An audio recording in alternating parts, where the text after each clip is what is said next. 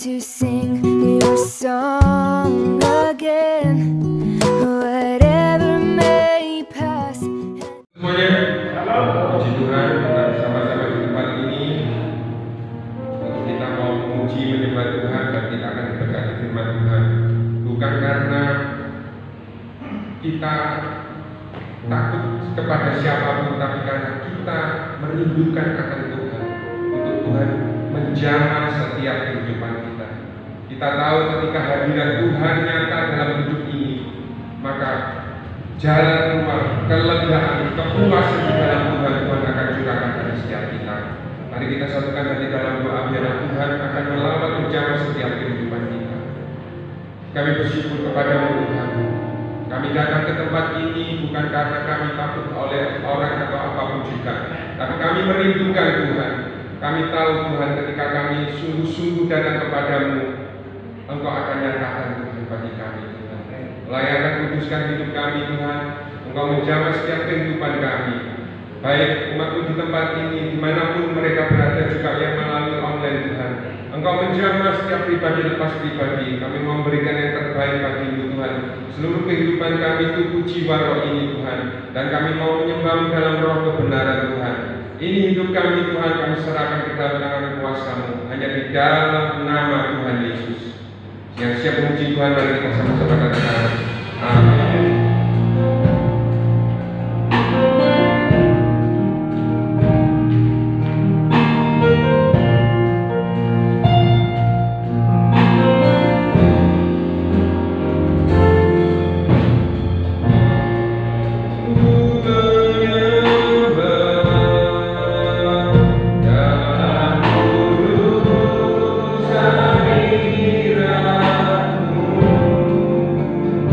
Hallelujah.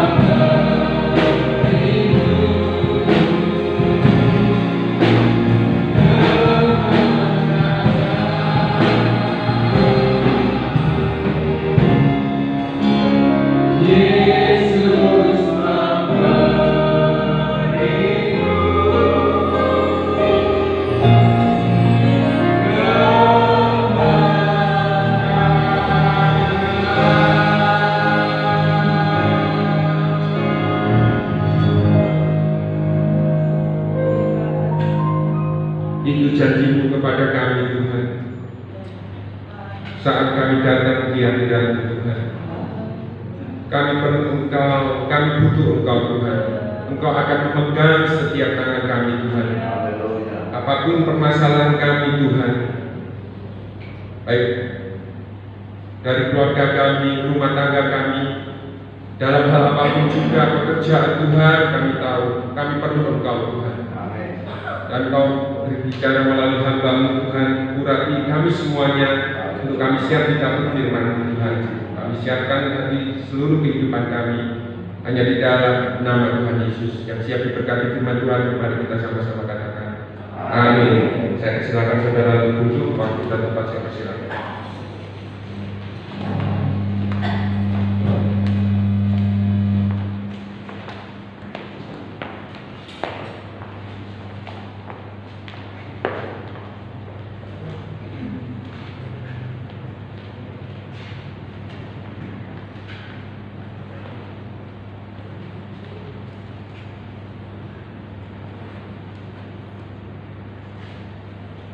Shalom, selamat pagi Bapak Ibu Saudara yang dikasihi Tuhan.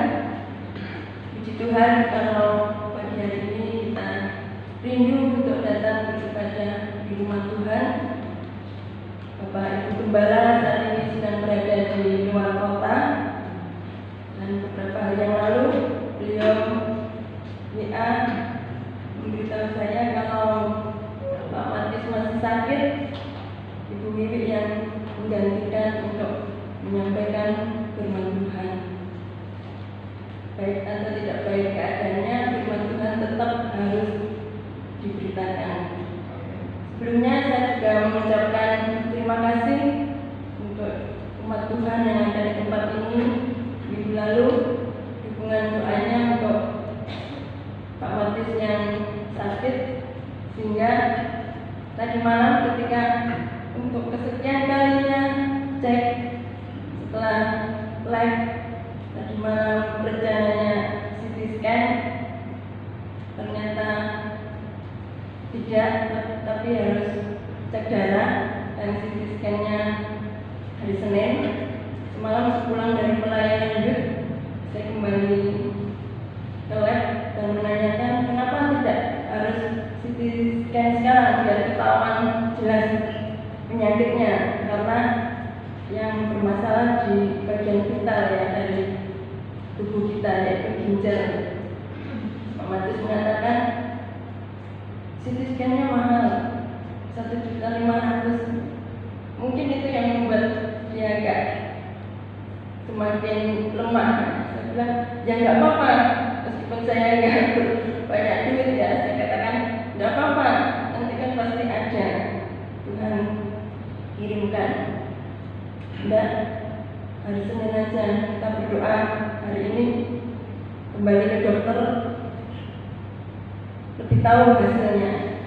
Dan puji Tuhan atas doa umat Tuhan tempat ini, dukungan pembela sidang tempat ini untuk perhatian dan doanya, dokter mengatakan wah, perubahan besar sudah terjadi pada Pak Matius. Saya sempat khawatir beberapa hari yang lalu kelihatan kondisinya. Memang kondisinya sangat mengkhawatirkan. Mengangkat badannya sendiri aja tidak bisa, untuk duduk tidak bisa. Antri dokter grosor di lantai gitu. Sudah, nanti tidak perlu CT scan karena ini sudah perubahan besar. Saya beri terus obatnya, nanti selesai obat habis kembali ke sini.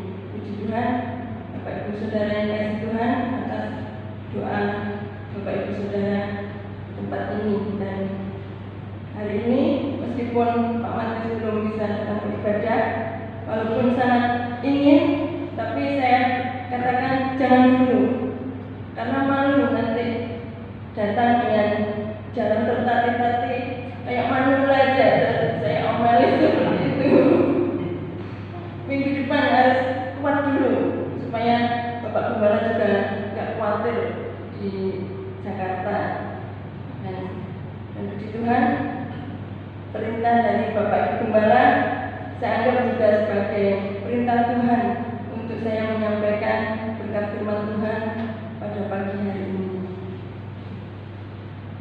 Bapak Ibu Saudara yang dikasihi Tuhan,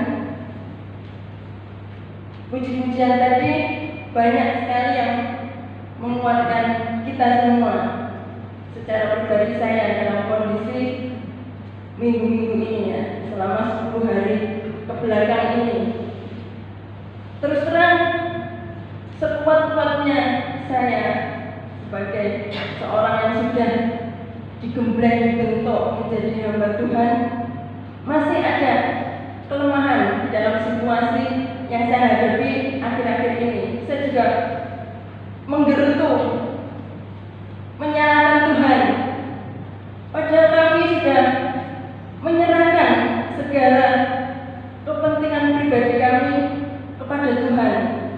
Kenapa Tuhan berikan sakit, bahkan membuat Pak Matius tidak bisa melakukan aktivitas, tidak bisa melakukan pelayanan di saat beliau sudah meninggalkan pekerjaan duniawi, keluar dari pekerjaannya dan mau fokus kepada pelayanan dengan mengelola usaha kecil yang kami rintis untuk berkat Tuhan boleh tercurah di sana. Dan pada saat usaha ini sudah mulai berkembang, kenapa Tuhan beri Pak Matius sakit sehingga usaha ini berhenti? Tetapi Tuhan adalah Tuhan yang tidak pernah melalaikan janjinya. Seperti saya yakini ketika saya mengatakan saya menyerahkan diri kepada Tuhan secara full time, saya tinggalkan pekerjaan saya sebagai guru, Tuhan harus bertanggung jawab dengan hidup saya. Saya berani mengatakan itu kepada Tuhan. Dan sampai hari ini, meskipun bukan berarti tidak ada kesulitan, tidak ada penderitaan, saya melihat dan merasakan Tuhan tetap bertanggung jawab dengan kehidupan kami. Meskipun usaha kami harus berhenti saat ini, tetapi luar biasa. Begitu kami pulang dari pengobatan, mengeluarkan uang sekian-sekian, sampai di rumah belum ada 1 jam datang orang untuk memberi uang, membeli telur asin yang kami kelola itu. Tuhan begitu hebat. Saya katakan kepada Pak Matius, lihat, begitu kita keluarkan uang, langsung Tuhan kirim penggantinya. Orang-orang yang membeli datang ke rumah, karena Pak Matius tidak lagi mangkal di kantornya, kantor tempat jualan. Di rumah datang sendiri, orang-orang kirim Tuhan untuk membeli telur asin. Berpesan untuk beberapa hari, pesan untuk beberapa hari, tidak pesan aja atau tidak hanya memberi DP, bahkan dibayar langsung lunas. Itu kalau bukan Tuhan yang luar biasa yang menggerakkan, pasti tidak ada seperti itu. Karena di dalam iman kita sebagai orang percaya tidak ada istilah kebetulan. Semuanya diatur oleh Tuhan. Apalagi bagi kita orang-orang yang mengasihi Tuhan. Amin. Kita akan belajar firman Tuhan di dalam kitab Wahyu pasal 12 ayat 10 sampai 12. Wahyu pasal 12 ayat 10 sampai 12.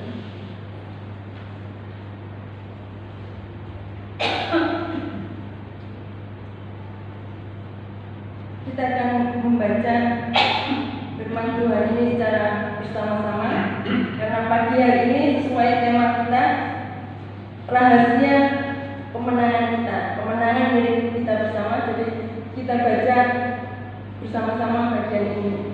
Wahyu pasal 12 ayat 10 sampai 12. Demikian bunyi firman Tuhan, nyanyian kemenangan.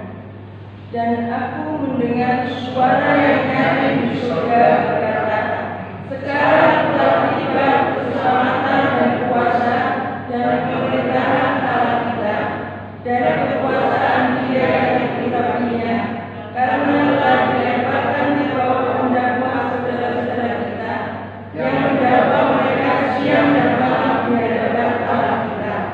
dan mereka mengalahkan dia oleh darah anak domba dan oleh perkataan kesaksian mereka, karena mereka tidak mengasihi nyawa mereka sampai ke dalam maut. Karena itu bersukacitalah, hai saudara dan hai kamu sekalian yang diam di dalamnya. Celakalah kamu, hai bumi dan laut, karena iblis telah turun padamu dalam gelapnya yang dahsyat, karena dia tahu bahwa waktunya sudah singkat. Amin. Bapak Ibu saudara yang dikasihi Tuhan, bagi bapak-bapak atau saudara-saudara penggemar bola, saat ini sedang rame-ramenya piala atau event Euro dari berbagai negara. Dalam satu event, pasti setiap peserta itu yang mereka kejar, yang mereka tuju, fokus mereka adalah kemenangan. Tidak mungkin ada yang mengikuti event atau pertandingan perlombaan tidak mengejar atau berfokus untuk mencapai juara atau kemenangan. Bahkan event Euro yang bergengsi ini pasti semuanya berlomba untuk mencapai kemenangan. Tadi malam, meskipun saya bukan pecinta bola, saya sambil mempersiapkan firman Tuhan supaya tidak sepi ya, saya mendengar lagi bertanding Portugal dengan Jerman, lagi seru-serunya, tapi saya tidak nonton karena saya harus kembali mereview persiapan firman Tuhan, dan saya juga tidak ngerti bola. Saya hanya melihat apa yang menjadi tujuan dari pertandingan ini, yaitu kemenangan. Dan untuk mencapai satu kemenangan, dapat dipastikan mereka tentu tidak enak-enakan di dalam mempersiapkannya. Pasti mereka melakukan banyak latihan-latihan sebelumnya. Diperlukan tekad yang kuat, komitmen, diperlukan kerajinan, diperlukan kesetiaan, ketahanan, berbagai upaya untuk mereka pada akhirnya menjadi pemenang. Demikian juga Bapak Ibu saudara kasih Tuhan, di dalam kehidupan kita, selama kita di dunia ini, kita juga di dalam satu arena pertandingan di dalam hidup ini. Kita harus menjadi pemenang di dalam kehidupan kita. Meskipun sebelum kita menang, kita harus melampaui banyak masalah, penderitaan, sakit penyakit, kegagalan, bahkan kehancuran, keterpurukan, tetapi kemenangan itu harus tetap kita raih, dan kemenangan itu menjadi hak bagi setiap kita. Bahkan firman Tuhan jelas mengatakan bahwa kita lebih dari pemenang, tidak sekedar menjadi juara, tetapi ada bonus di balik kemenangan itu. Banyak yang Tuhan sediakan, lebih dari kemenangan yang kita raih di dalam kehidupan kita. Tinggal bagaimana kita mempunyai ketahanan, kita mempunyai kesetiaan di dalam kehidupan kita selama di dunia. Tinggal bagaimana kita mau berjuang dengan mengandalkan Tuhan, dengan melibatkan Tuhan di dalam kehidupan kita. Di dalam kitab Wahyu, ini satu kitab yang kalau kita baca dari pasal 1 sampai terakhir, banyak pernyataan-pernyataan Tuhan yang dilambangkan dengan simbol-simbol itu kita sepintas akan bingung, kita tidak mengerti, bahkan jarang sekali dikhotbahkan. Padahal ini kitab terakhir menjadi kunci dari kemenangan orang-orang percaya, menjadi pamungkas dari iman kita. Karena ini kitab eskatologi, banyak diberitakan mengenai peristiwa-peristiwa akhir zaman, peristiwa-peristiwa sebelum kedatangan Kristus yang kedua kali. Di sana banyak diberitahukan bagaimana diperlukannya ketahanan iman kita, kekuatan iman kita, kesetiaan kita, sampai akhirnya kita bertemu dengan Tuhan Yesus Kristus. Di dalam ayat yang kita baca, di sana dinyatakan satu rahasia kemenangan, bahwa kemenangan itu menjadi hak Bapak Ibu Saudara dan bisa Bapak Ibu Saudara miliki, tidak hanya secara jasmani, tetapi terlebih itu adalah secara rohani, untuk kita meraih hidup kekal di surga bersama Tuhan Yesus Kristus. Kalau kita membaca di ayat 10, di sana dikatakan, dan aku mendengar suara yang nyaring di surga berkata.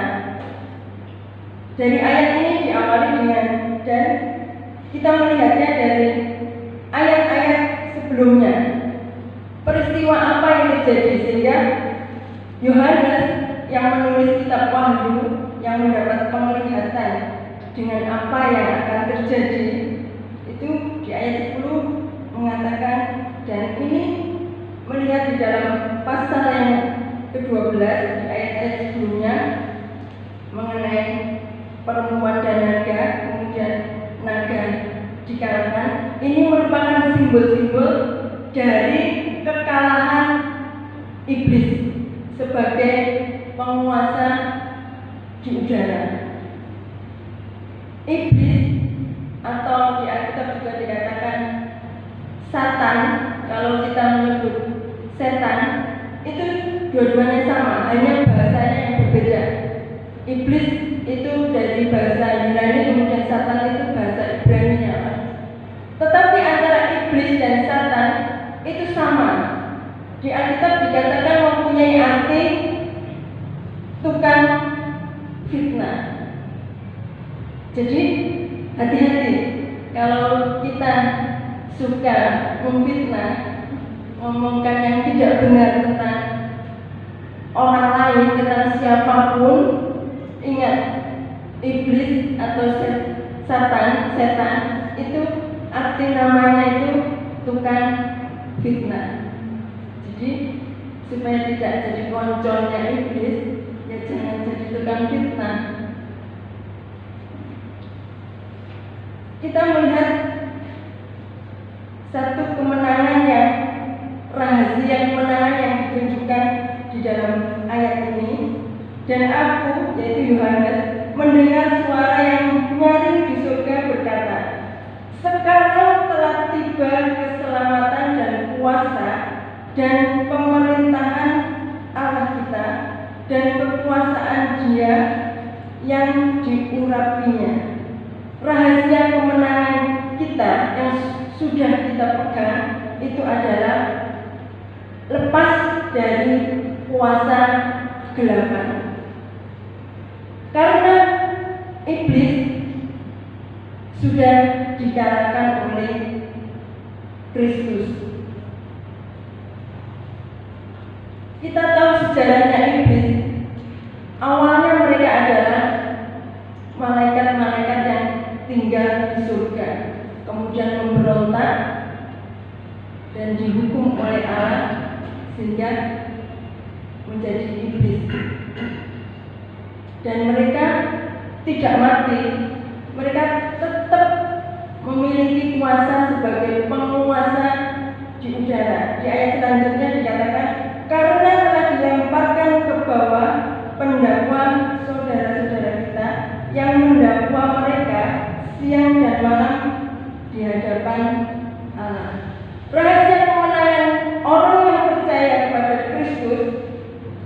terlepas dari kuasa kegelapan, kuasa iblis, masuk di dalam kuasa Kristus.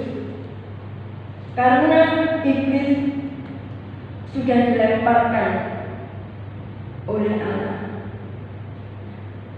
Dan iblis yang tinggal di surga dilemparkan ke bawah, yaitu ke bumi.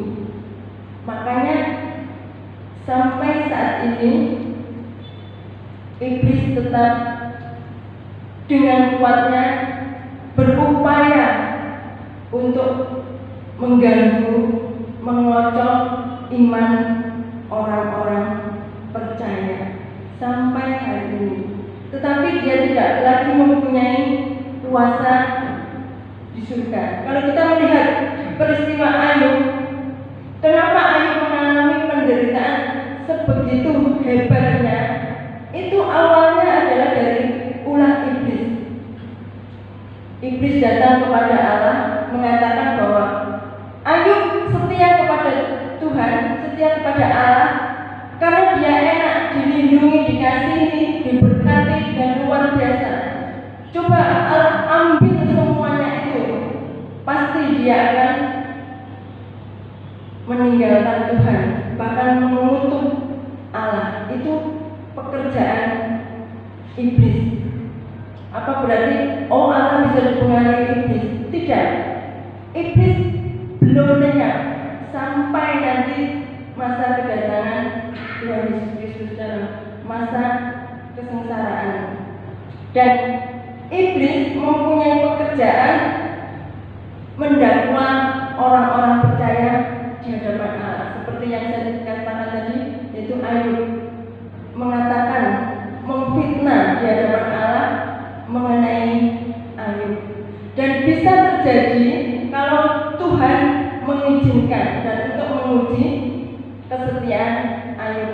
Tetapi Allah berpesan nyawanya iblis tidak berhak atas diri Ayub. Demikian juga sampai hari ini terhadap kita, Bapak Ibu Saudara, orang-orang percaya, iblis tetap melakukan siasatnya, mendakwa orang-orang percaya dengan mengatakan, orang-orang percaya setia kepada Tuhan karena diberkati, karena dilindungi, karena tidak pernah menderita, tidak pernah mengalami sakit penyakit.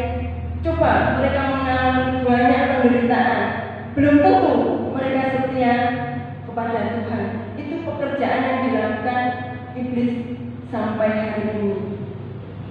Kita harus tahu itu, sehingga ketika kita mengalami banyak penderitaan, bahkan sampai keterpurukan di bawah pun, jangan pernah mengutuki Tuhan, mengutuki Allah, karena semua itu pekerjaan iblis dan Tuhan izinkan itu. Tidak ada segala sesuatu yang terjadi di dalam kehidupan kita tanpa seizin Tuhan. Tuhan tidak memberi penderitaan, Tuhan tidak memberi kemalangan. Semua itu akibat dosa pekerjaan iblis. Tetapi semua itu terjadi hanya karena, atau bisa terjadi jika ada izin Tuhan. Jadi kita boleh bersyukur kalau kita diizinkan Tuhan mengalami berbagai penderitaan, karena ingat bahwa Tuhan mau tahu kualitas kasih kita kepada Dia. Dan kalau kita tetap setia, kita akan muncul sebagai pemenang, lebih dari pemenang. Itu janji Tuhan. Tuhan tidak akan meninggalkan kita. Dan kalau saya saksikan, itu akan banyak sekali bukti dengan apa yang saya katakan. Mengalami hidup enak sudah pernah, mengalami hidup paling tidak enak, bahkan mau masak beras tidak ada, itu juga pernah. Dan itu justru pada saat kami sudah full time melayani Tuhan. Tapi Tuhan menunjukkan kasih-Nya bahwa Dia selalu bertanggung jawab kepada kehidupan setiap orang-orang yang mengasihi Tuhan. Rahasia kemenangan yang kedua yang menjadi pangkal dari kemenangan kita, yang menjadi pangkal utama kemenangan orang-orang percaya adalah di dalam ayat 11, dan mereka mengalahkan iblis oleh darah anak domba. Saya ulangi, dan mereka ini adalah orang-orang percaya mengalahkan iblis oleh darah anak domba. Jadi rahasia kemenangan kita yang kedua yaitu penebusan Kristus. Kita bisa melawan kuasa kegelapan, melawan iblis oleh darah anak domba. Penebusan Tuhan Yesus di atas kayu salib yang hanya sekali sampai kapanpun, untuk setiap orang yang percaya kepada Dia, menerima Dia sebagai Tuhan dan Juru Selamatnya, mengandalkan Dia, melibatkan Dia di dalam seluruh aspek kehidupannya. Itu rahasia kemenangan kita, yaitu penebusan Kristus. Jadi kita dipastikan oleh Tuhan akan menjadi pemenang karena sudah kita miliki kuncinya, yaitu kita sudah lepas dari kuasa kegelapan, kita ada di dalam kuasa Kristus, dan kita sudah ditebus oleh Kristus. Ayat 11 selanjutnya, dan oleh perkataan kesaksian mereka, orang-orang percaya, karena mereka orang-orang percaya tidak mengasihi nyawa mereka sampai ke dalam maut. Kemenangan kita itu menjadi kesaksian kita sebagai orang-orang beriman, orang-orang yang percaya kepada Tuhan Yesus.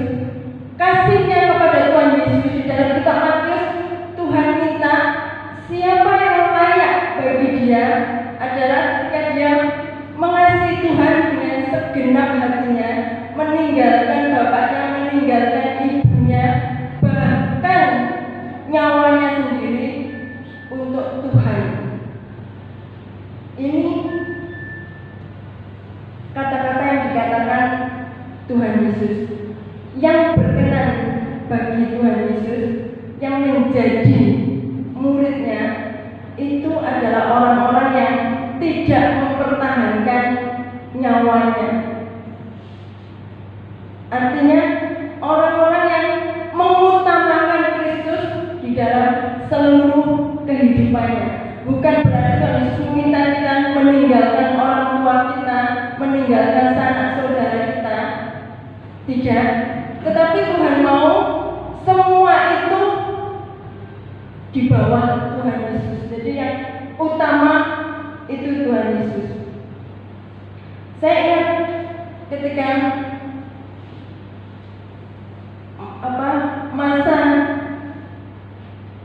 kelulusan setelah digembleng selama kurang lebih 3 sampai 4 tahun dengan macam-macam penderitaan, macam-macam ujian untuk membuktikan lulus atau tidak, karena harus tinggal di dalam. Ketika peneguhan atau pengukuhan pengiriman untuk ke ladang Tuhan, dikatakan dalam satu pujian, sampai mana saja rumahku. Saya membayangkan saya jadi hamba Tuhan itu nanti nggak punya rumah, karena dikatakan sampai mana saja rumahku. Dan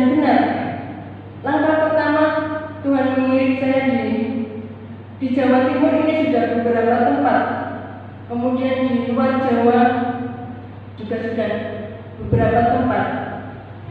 Dari situ saya tahu, oh berarti rumah saya itu di mana Tuhan mengirim saya untuk melayani Dia. Orang tua saya itu di mana Tuhan menempatkan saya untuk melayani Dia. Dari ayat yang Tuhan katakan bahwa kita mengutamakan Tuhan lebih dari keluarga kita, bahkan lebih dari nyawa kita, itu Tuhan pastikan kita menjadi pemenang. Dan rahasia kemenangan yang terakhir yaitu di dalam ayat 12. Karena itu bersukacitalah hai surga dan hai kamu sekalian yang diam di dalamnya. Celakalah kamu hai bumi dan laut, karena iblis telah turun kepadamu dalam geramnya yang dahsyat, karena ia tahu bahwa waktunya sudah singkat. Rahasia kemenangan kita yaitu bersukacitalah.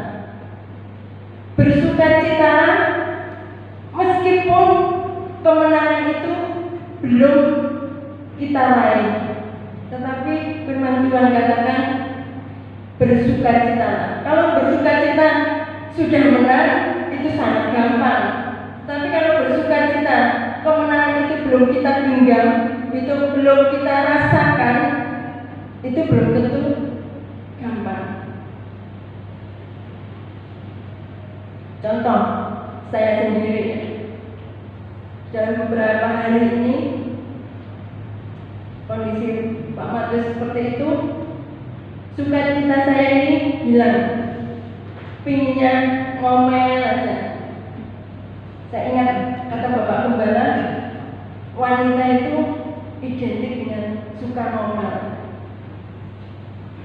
Saya pikir iya bener ya, saya sekarang kok ngomel aja, cerewet. Padahal dulu itu saya dikenal sebagai orang pendiam, sampai semua teman-teman bahkan dosen itu penasaran kenapa saya itu pendiam, tidak cerewet. Tetapi lebih bagus istri pendiam daripada istri cerewet. Tetapi setelah saya menjadi istri, menjadi ibu, ternyata saya cerewetnya luar biasa. Anak saya sendiri katakan, mama itu cerewet banget.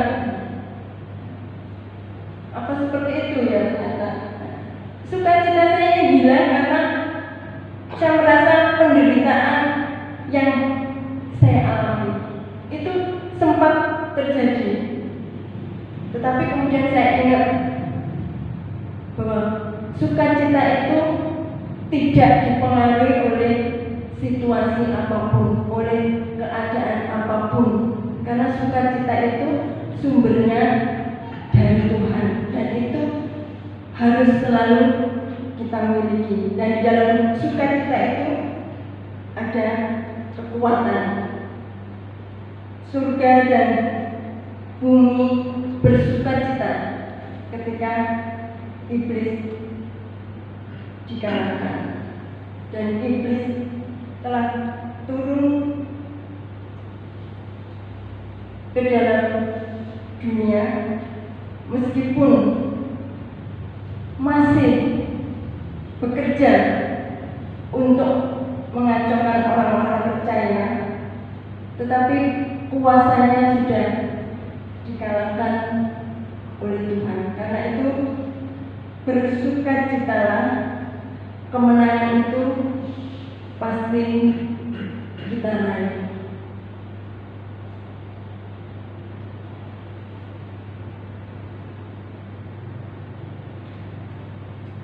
Orang percaya pasti akan menerima kemenangan asal dia setia kepada Tuhan.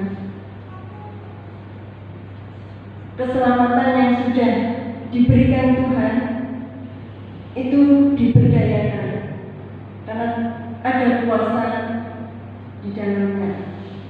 3 rahasia kemenangan yang Tuhan tunjukkan dalam firman Tuhan ini, yaitu lepas dari kuasa kegelapan, masuk dalam kuasa Kristus.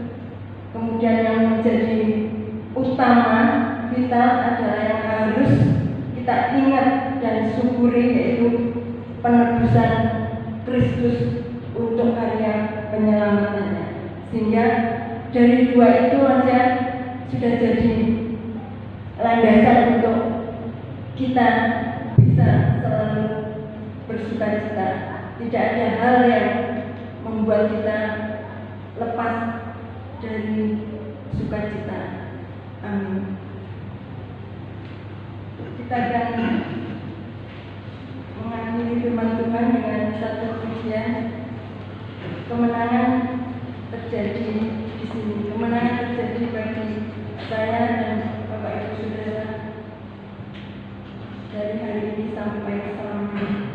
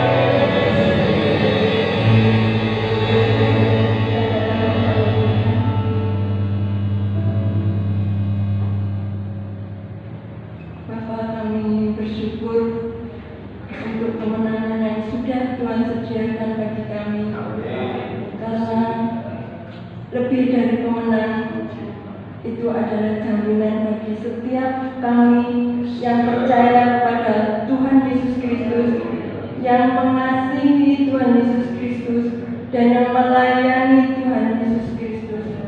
Terima kasih ya Bapak, kami bersyukur memiliki Allah seperti Engkau.